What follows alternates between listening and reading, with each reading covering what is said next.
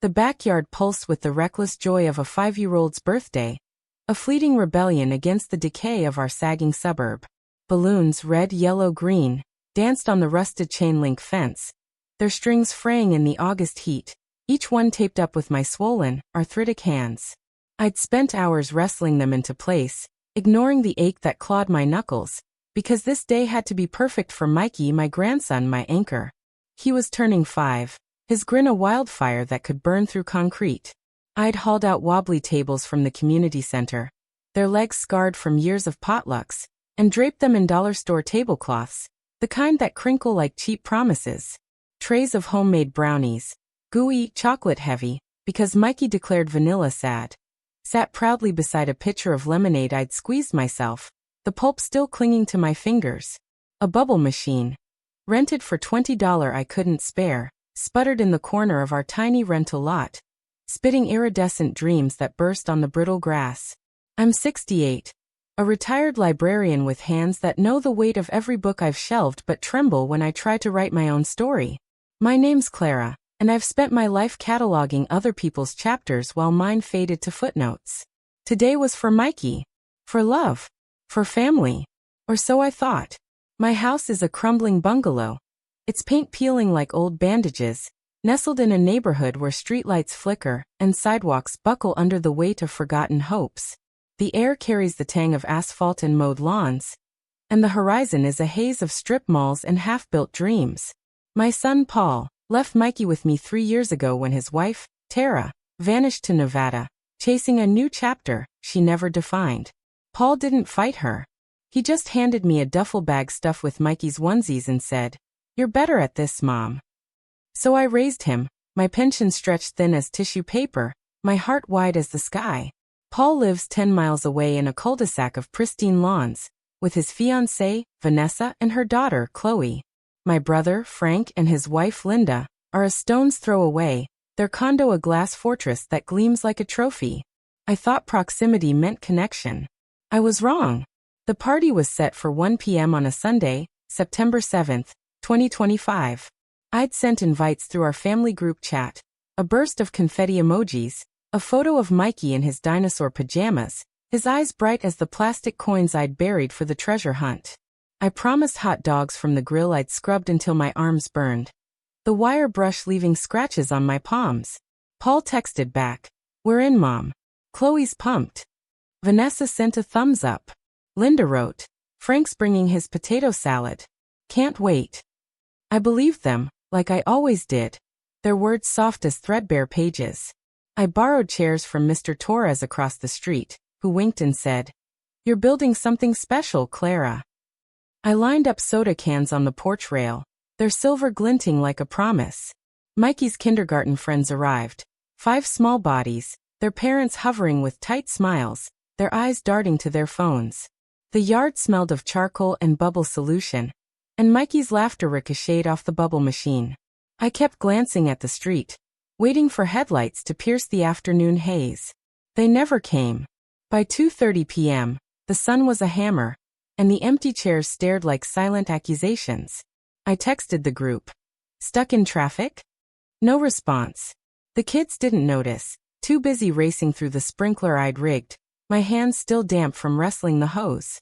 Mr. Torres brought a pitcher of iced tea, his gaze lingering on the quiet driveway. "Family's caught up, huh?" he said, his voice gentle. I nodded, my throat a knot, and flipped hot dogs, the sizzle drowning out my thoughts. At 3:02 p.m., my phone buzzed. "Paul." "Mom, it's just a kid's party. Chill." The words cut like a blade through paper, clean and cruel. I stood by a tray of brownies, the plastic wrap crinkling under my grip, and read it again, willing the letters to rearrange. Mikey tugged my sleeve, his face smeared with chocolate, his eyes bright. "Nana, treasure hunt time?"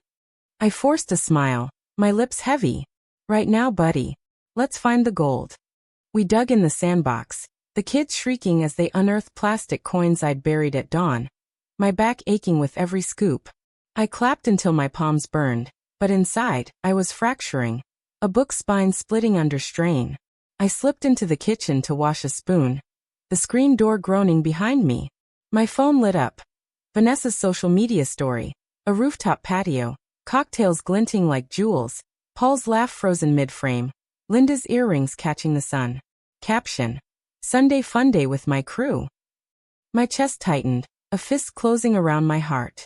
I gripped the sink, the chipped porcelain cold under my palms, and stared at the drain, the world blurring. Mikey's voice sliced through. Nana, come see.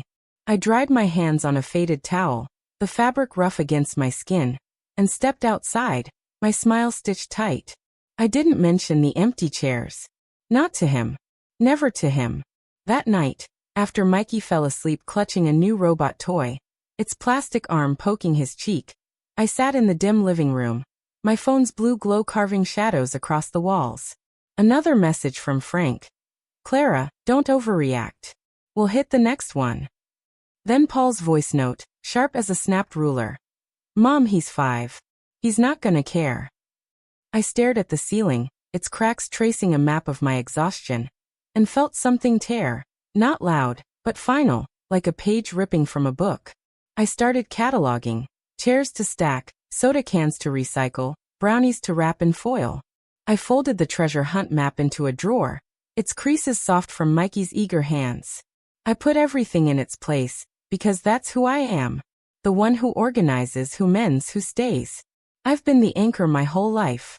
When Paul was 20 and flunked out of college, I took a second job shelving books to cover his rent, the library's fluorescent lights buzzing like my nerves. When Linda's catering business collapsed, I dipped into my savings for her lease, my bank account shrinking like a drought-starved river. Family's family, she'd say, her smile bright as a checkout scanner. When Frank broke his leg, I drove him to physical therapy for 6 weeks, my car smelling of hospital antiseptic and his complaints. I never asked for repayment, not in dollars, not in time, not even a thank you. I was 55 when my husband, George, died. Cancer, slow and merciless, eating him from the inside. Paul said, "You're tough, Mom." Frank dropped off a pie and left before it cooled. I raised Mikey on a librarian's pension, every dollar tracked in a spiral notebook, its pages curling from use. Daycare cost more than my utilities. Mikey's inhalers were a monthly fight with insurance. I memorized sales cycles at 4 stores, knew which one restocked granola bars on Wednesdays. I made it work, always. But the family chat was a parade of excess. Paul's new SUV, its chrome gleaming in photos. Vanessa's yoga retreats, her captions dripping with self-care. Frank's golf trips, his clubs shinier than my kitchen knives. I suggested a monthly potluck once, picturing Mikey at a table with his family. Paul said, "Mom, we're slammed. Soon okay?" Soon never came, but their PayPal request did. Just a quick loan for Chloe's art camp, Vanessa last spring. Till I get paid, Frank, 4 times in 2 years. I sent the money, every time, because I wanted Mikey to have a family that felt whole. I thought love meant giving. I was wrong. A week after Mikey's party, September 14th, 2025, my phone buzzed at 5:47 a.m. A group chat blast from Paul. Chloe's Sweet 16. RSVP by Monday. $2,800 per person. PayPal me. Attached was a PDF slick as a corporate pitch. A banquet hall with velvet drapes, a bespoke ice sculpture, a DJ under LED lights. Chloe, my step-granddaughter, posed in a glittering gown, her smile distant. On the final page under platinum sponsors, my name, Clara Marie Evans. I hadn't agreed to a cent. My hands shook as I scrolled. Vanessa. Clara, you've got Frank and Linda's share, right? They're stretched thin. Paul. Mom, you're good with numbers. Can you cover the deposit? Due Thursday. I set the phone down, my tea cold, my heart pounding like a gavel. $2,800 per person. No mention of Mikey's birthday. No apology. Just a bill, like I was their bank. I printed the PDF and laid it beside my budget ledger. Its pages worn from years of balancing. 2 columns. What I give, what they take. Mikey's school supplies me. Linda's business loan me. Paul's car repair last fall me. Mikey's party, the one they ignored me. $2,800 per person, the deposit, my name as a sponsor. Them. The ink was a mirror, reflecting a truth I'd dodged for years. I remembered a moment from last Thanksgiving, overheard through the kitchen door. Vanessa to Paul. Clara's got that nest egg. She'll handle it. She always does. I'd pretended not to hear, because facing it felt like burning a bridge. But now, with Mikey's treasure map in a drawer, I saw the bridge was already ash. The next morning, I drove to the hardware store, the air heavy with the threat of rain. Paul had my spare key from a house check last year. Linda had one from when she borrowed my vacuum and never returned it. I bought a new deadbolt, its weight solid in my hands. The cashier, a woman with gray braids, said, "Fixing something big?" I nodded. "Locking out trouble." Back home, I installed it, my hands steady despite the ache in my joints.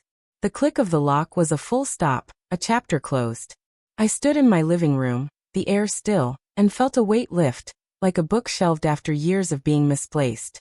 That afternoon, I sat at my kitchen table, the PDF open on my laptop, its glossy promises mocking me.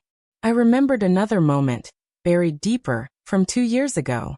Paul's 35th birthday, when I'd baked a cake and driven it to his house, only to find him at a steakhouse with Vanessa, Frank, and Linda. "Mom, you should have called," he'd said, his tone light, like I was the one who'd misread the schedule. I'd smiled, left the cake on his counter, and driven home, the radio off, the silence loud. I'd ignored it then, but now it stacked with the rest. The loans, the excuses, the promises they never kept. I opened my notebook and added to my columns, the pen shaking but sure. Christmas gifts for Chloe, me. Frank's golf club membership when his card was declined, me. Every line a thread I'd let them pull.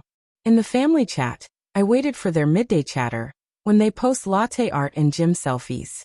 At 12:49 p.m., Paul shared a photo of a new jacket, its leather gleaming. Vanessa posted a salad bowl, kale artfully arranged. Linda sent a prayer meme about unity. I uploaded a photo of Mikey's party. The empty tables, the wilting balloons, the brownies no family touched. I wrote, "This was Mikey's 5th birthday, September 7th, 2025. You promised to come. You didn't." I let it hang, my heart loud in my chest. The replies were quick, sharp as staples. Paul. "Mom, don't do this here. Call me." Linda. "Clara, we're busy people. You get it." Vanessa. "He's 5. He's fine." I posted screenshots. Paul's "We're in," Linda's Frank's potato salad, Vanessa's rooftop cocktail photo, timestamp 2:15 p.m. that Sunday. No captions, just facts. Silence followed, thick as dust on an unread book. Then Paul again. "Mom, Chloe's 16th is a big deal. Networking, you know? You're a sponsor, so step up. Deposits due Thursday." My pulse thrummed in my temples, a drumbeat of rage and clarity. I typed, "I'm Mikey's grandmother. I'm not paying $2,800 each for a party you planned without me. You used my name without permission. My answer is no." I hit send, my hands steady. Before they could pile on, I opened PayPal, sent Paul $1 and wrote, "For Chloe. Best wishes." A single dollar, a quiet rebellion, a mirror to their absurdity. Then I blocked their numbers, not out of anger but survival. I knew the flood was coming. The guilt, the accusations, the "you're tearing us apart." I needed silence to hold my ground. The next day, September 15th, 2025, I emailed the venue from a new account. "Remove my name from all materials. I did not authorize sponsorship. See attached evidence." I included the PDF, the chat logs, the cocktail photo, and CC'd the event coordinator, a woman named Ms. Harper. By 11 a.m. she replied, "Your name has been removed, Ms. Evans. We regret the oversight and have updated all materials." I exhaled, a knot untied, the air in my kitchen lighter. That evening, Mikey asked for more peas and told me a story about a robot who befriended a cloud. I laughed, my chest open, and for a moment, the world was just us, a small universe of peas and imagination. 3 days later, September 18th, 2025, at 7:19 a.m., a sharp knock woke me. 2 police officers stood on my porch, their radios crackling like static in my nerves. "Ma'am, we're here for a welfare check," the taller one, Officer Daniels, said, his voice steady but worn, like he'd seen too many family feuds. Concerns about a minor and missing property. My stomach dropped, but I kept my face calm, a librarian's composure. Mikey was eating oatmeal, his robot toy on the table, its plastic eyes glinting. "Come in," I said, opening the door to reveal a tidy living room, a happy kid. "We're okay." The shorter officer, Officer Lee, nodded at Mikey. "Hey kiddo, you good?" Mikey grinned, spoon raised, oatmeal on his chin. I led them to the kitchen, keeping Mikey in view. Years of vigilance making me a host even under scrutiny. "This is about my son and brother," I said. "They skipped my grandson's birthday, then demanded $2,800 each for a sweet 16. I refused. I changed my locks. They're not happy." I handed over my phone, open to a folder labeled Evidence. The party photo, the PayPal dollar, the venue email, the sponsor page with my name. Officer Daniels scrolled, his jaw tightening. "They claim you have a family heirloom necklace," he said, his tone heavy with doubt. I snorted, sharp and tired. "The only necklace here is Mikey's plastic robot one. If they mean my house key." I changed the locks. "Here's the old one." I placed it on the counter, small and dull, a relic of trust I'd misplaced. They glanced at each other, a silent agreement. "This happens," Daniels said. "One person carries the family. They say no, others overreact. We'll report no issues. Want to add anything?" I nodded. "Note that they used my name for a financial commitment without consent. I've documented it in writing." They left me a card and stepped into the sunlight, their boots heavy on my porch. I closed the door, my hands steady, my chest lighter, like I'd shelved a heavy volume. Mr. Torres knocked an hour later with a bag of oranges, their skins bright against the gray morning. "Saw the cop car," he said. "You holding up?" I smiled, my lips less heavy. "Holding the line." He nodded, his eyes warm. "You're not alone, Clara." The next day, September 19th, 2025, my cousin Ruth, who rarely texts, sent a message. "Clara, I'm sorry about Mikey. That $2,800 demand? Ridiculous. You did right." I stared at the words, a small warmth spreading, like sunlight through a library window. I typed back. "I just stopped being their safety net." She sent a smile emoji, and for once it didn't feel hollow. I sat at my kitchen table, the ledger open, and added another entry. The police visit, the false necklace claim, the officers' names. My notebook was becoming a story of its own. Each line a brick in a wall I was building. The days before Chloe's sweet 16, September 21st, 2025, were a storm of whispers and maneuvers. Vanessa posted a story, a countdown to the party, gold balloons and a hashtag Chloe turns 16. Comments poured in. Iconic. Family goals. My name was still listed as a sponsor on their website, despite the venue's email. I checked, my heart sinking, and found a new PDF, updated that morning, with my name in bold. I called Ms. Harper, my voice steady but cold. I asked for my name to be removed. "It's still there." She apologized, her voice tight. "A clerical error. We'll fix it immediately." I didn't believe in errors anymore. I sent another email, this time BCCing a local consumer protection agency, attaching every document, every screenshot, every lie. That evening, I drove to the community center, where I'd volunteered for years, shelving books for their tiny library. Mrs. Carter, the director, saw me and frowned. "Clara, you look like you're carrying the world." I told her everything, not just the party but the years of loans, the broken promises, the weight of being the one who always said yes. She listened, her hands folded, and said, "You're allowed to say no. You're allowed to choose Mikey." I nodded, tears pricking, and she handed me a flyer for a free art class for kids. "For Mikey," she said. "And for you, rest." I took it, the paper light in my hands, a small permission to rebuild. On September 20th, 2025, Paul tried a new number, a text slipping through before I could block it. "Mom, you're making this harder than it needs to be. Chloe's 16th is an investment. Just pay the deposit, we'll sort it later." I didn't reply. Instead, I drove to the venue, a gleaming hotel downtown, its marble lobby cold as a bank vault. I asked for Ms. Harper, showed her my ID, and handed her a printed letter. I, Clara Evans, did not authorize my name as a sponsor for this event. Any claims otherwise are false. Cease immediately." She nodded, her face pale, and promised compliance. I left, the city's noise fading behind me, my car's engine a steady hum of resolve. The Sweet 16 came, September 21st, 2025. I didn't check social media, didn't need to see the LED lights or the ice sculpture. Ruth texted that night, 11:47 p.m. It was chaos. Linda yelled at the DJ over a song. Paul stalled on the bill until Vanessa paid. No one mentioned Mikey. "You dodged a mess." I read it as Mikey slept, his robot toy under his chin, its plastic arm bent from love. I wiped a crumb from his cheek and felt a spark. Not peace, but power, a fire kindling in my bones. The weeks after were a quiet revolution, a rewriting of my story. On September 25th, 2025, I told the community center I couldn't organize every book drive. Mrs. Carter hugged me. "Rest, Clara. You've earned it." I enrolled Mikey in the art class, my hands steady on the forms, the deadline met without panic. I created a folder called Proof, saving every text, email, and screenshot. Paul's promises, Vanessa's cocktail photo, Linda's prayer meme, the venue's emails. When guilt whispered, "You're breaking the family," I opened the folder, and the facts silenced it. I remembered a moment from 3 years ago, when Frank borrowed $500 for a sure-thing investment. "You'll get it back," he'd said, his grin wide. He bought a new driver instead and I'd smiled, let it go. Now I saw it clear. Every dollar, every promise, a theft disguised as family. On October 1st, 2025, a letter arrived from Mikey's friend Liam.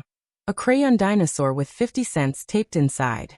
"Happy birthday, Mikey. Sorry we missed it." He stuck it on the fridge, his grin brighter than the balloons. I snapped a photo, not for them but for us, a bookmark in our new chapter. The next day, I met with a lawyer at the community center's free legal clinic, a woman named Ms. Patel with sharp eyes and a calm voice. I showed her my folder, every page a piece of evidence. "This is fraud," she said, her pen tapping the sponsor page. "They used your name to secure credit. We can file a complaint." I nodded, my heart steady. "Do it," I said. She drafted a cease and desist letter, naming Paul, Vanessa, Frank, and Linda, demanding they stop using my name and repay any debts tied to it. I mailed it certified, the receipt a small victory. On October 5th, 2025, Paul called from a new number, his voice a mix of anger and panic. "Mom, a lawyer? Really? You're ruining Chloe's moment." I let him talk, his words bouncing off the wall I'd built. "I'm protecting Mikey," I said and hung up. I blocked the number, my fingers sure. The next day, Linda posted a vague story about toxic family and choosing peace, her followers piling on with hearts.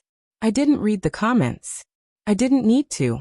The truth was in my folder, in my new lock, in Mikey's laughter as he painted a robot in art class. On October 10th, 2025, Ms. Patel called. The venue refunded the deposit to Vanessa after we sent the letter. "They're cooperating, and your name's fully removed. The Consumer Protection Agency is reviewing your case for potential fraud charges." I thanked her, my voice steady, and hung up. That evening, I took Mikey to the park, his sneakers kicking up dust as he chased a soccer ball. His laughter echoed, free and unburdened. And I thought of how cheap joy is until someone tries to tax it. We got ice cream after, chocolate dripping on his shirt, and I let him stay up late, watching a movie about robots and stars. I didn't check my phone for updates on a party I'd never see. I didn't care about their velvet drapes or their lies. By October 15th, 2025, my house felt lighter, not because the walls changed, but because the air did. No waiting for keys to turn in locks I hadn't invited. No jolt when my phone buzzed. The fridge hummed softer, like it had room to breathe. Mikey noticed the quiet in his way. "Nana, are we mad at Daddy?" he asked, his fork paused over peas. I turned off the sink, dried my hands, and knelt beside him. "We're not mad," I said, choosing my words like books for a shelf. "We're disappointed. They forgot how to be kind, so we're taking a break, like a timeout for grown-ups." He nodded, his face serious, and went back to his peas. Kids understand faster than adults. On October 20th, 2025, Ruth invited us to her house for dinner, a small gathering with her kids and grandkids. No pressure, she said. Just family who shows up. We went, Mikey clutching his robot toy, and for the first time in years, I sat at a table where no one asked for anything but seconds of mashed potatoes. Ruth's grandson, Eli, taught Mikey how to draw a spaceship, their heads bent over a sketch pad. I watched, my coffee warm in my hands, and felt something mend, a stitch in time. By November 1st, 2025, I'd started a routine.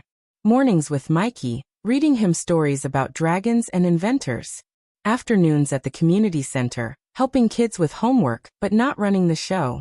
Evenings with my notebook, not just for budgets but for me.